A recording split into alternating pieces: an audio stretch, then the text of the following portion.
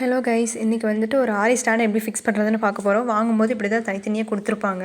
மேலே இப்படி ஒரு ஸ்க்ரூ இருக்கும். அந்த ஸ்க்ரூ வந்து நம்ம ரிமூவ் பண்ணிக்கணும். 4 லெக் இருக்கும். அதில் வந்துட்டு ஒவ்வொன்றா இந்த மாதிரி ஸ்க்ரூ ரிமூவ் பண்ணி இந்த ஓட்டை இருக்குல்ல, இந்த ஓட்டையில் வந்து நம்ம வச்சு இந்த ஸ்க்ரூவை வந்து நல்லா டைட் பண்ணிக்கணும்.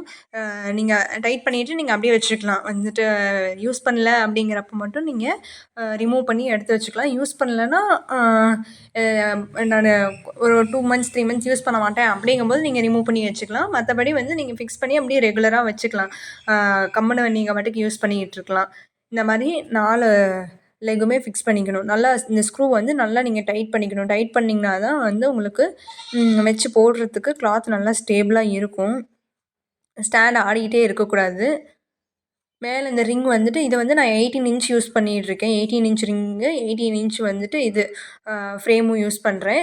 நீங்கள் 18 இன்ச் வாங்கிக்கிட்டீங்க அப்படின்னா உங்களுக்கு எல்லாத்துக்குமே ஸ்லீவ் போடுறதுலேருந்து நெக் போடுறதுலேருந்து எல்லாமே யூஸ் பண்ணிக்கலாம். இன்னும் 16 இன்ச்சில் இருக்குது. அதெல்லாம் வாங்கினீங்கன்னா உங்களுக்கு வந்து ஸ்லீவ்லாம் போடுறதுக்கு கம்ஃபர்டபுளாக இருக்காது. பேக் நெக்லாம் வந்து கம்ப்ளீட்டாக போடுறதுக்கு வந்து உங்களுக்கு கம்ஃபர்டபுளாக இருக்காது.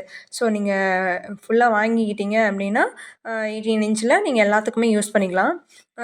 இந்த ரிங் இருக்குதுல்ல, மேலே இருக்க ரிங்கில் வந்து ஸ்க்ரூ மாதிரி இருக்கும். அதை நான் உங்களுக்கு காமிக்கிறேன். அதை அட்ஜஸ்ட் பண்ணிங்கன்னா வந்து உங்களுக்கு அந்த ஃப்ரேம் போடுறதுக்கு நீங்கள் டைட் அண்ட் லூஸ் பண்ணிக்கலாம் நீங்கள். அதுவும் வந்து அந்த அட்ஜஸ்ட்மெண்ட் இருக்குது.